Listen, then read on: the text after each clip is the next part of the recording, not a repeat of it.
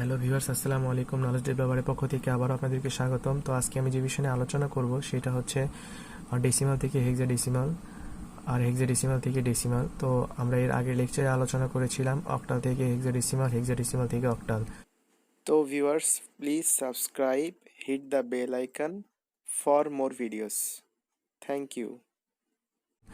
তো আমার যারা যারা ওই ভিডিওটি দেখেন নাই তারা প্লিজ আমার ওই ভিডিওটি দেখে আসুন, তাহলে ইনশাল্লাহ এই বিষয়ে আপনারা সম্পূর্ণ ধারণা অর্জন করতে পারবেন। তো আমি যদি একটা ডেসিমাল থেকে হেক্সাডেসিমালে কনভার্ট করতে যাই তাহলে আমাদের কি করতে হবে, এখানে অক্টালকে চেঞ্জ করে ডেসিমাল ইউজ করতে হবে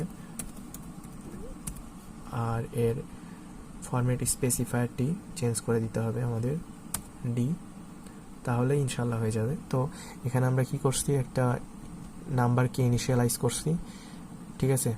তো একটা ডাটা টাইপকে ইনিশিয়ালাইজ করা হয়েছে আর প্রিন্ট করা হয়েছে কি, ডিরেকশন দেওয়া হয়েছে যে একটা ডেসিমাল নাম্বারকে ইউজার নিবে, আর ইউজার যখন একটা ডেসিমাল নাম্বার নিছে তখন কোথায় রাখছে হচ্ছে নাম্বারে। তো নাম্বারে যখন আমরা স্টোর করে রাখছে সেইটা, তো প্রিন্ট করা হয়েছে কি হেক্সাডেসিমাল নাম্বার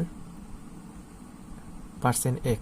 আর %x নেওয়ার কারণ হচ্ছে আমরা যেহেতু ডেসিমাল নাম্বারকে কনভার্ট করতেছি কিসে, হেক্সাডেসিমালে, সেহেতু এখানে %x স্পেসিফায়ার, ফরম্যাট স্পেসিফায়ারে %x ইউজ হয়েছে। আর এখানে নাম্বার ইউজার কারণ যেহেতু আমরা এই ডেসিমাল নাম্বারকে কোথায় স্টোর করছি এই নাম্বারে, সেহেতু আমরা নাম্বারকে এখানে ইউজ করছি।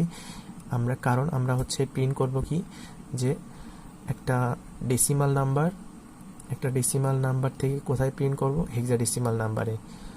তো আমরা যদি এই প্রোগ্রামকে রান করি তাহলে দেখতে পাবো এখানে কি বলছে, একটা ডেসিমাল নাম্বার দিতে বলছে। ডেসিমাল নাম্বার দিলে আমরা 10, দুঃখিত। তো হেক্সাডেসিমাল নাম্বার এখানে এ চলে আসছে। তো আমরা যদি এর উল্টাটা করি, এখানে একটা হেক্সাডেসিমাল নাম্বার থেকে আমরা যদি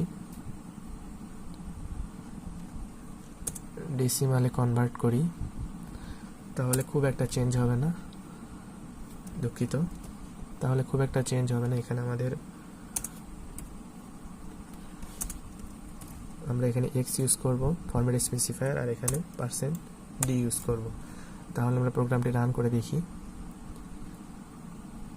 এখানে একটা হেক্সাডেসিমাল নাম্বার চাইছে এ, আমরা দেখলাম কি ডেসিমাল নাম্বার কত, এখানে 10। তো ভিউয়ার্স, এই ছিল আমার আজকের টিউটোরিয়াল। ইনশাল্লাহ আগামীতে আবার দেখা হবে। যারা যারা আমার চ্যানেলকে এখনও সাবস্ক্রাইব করেন নাই প্লিজ আমার চ্যানেলকে সাবস্ক্রাইব করুন, পাশে থাকা বেল আইকনে ক্লিক করুন যাতে আমার নতুন আপডেটটি আপনারা দেখতে পান। আসসালামু আলাইকুম।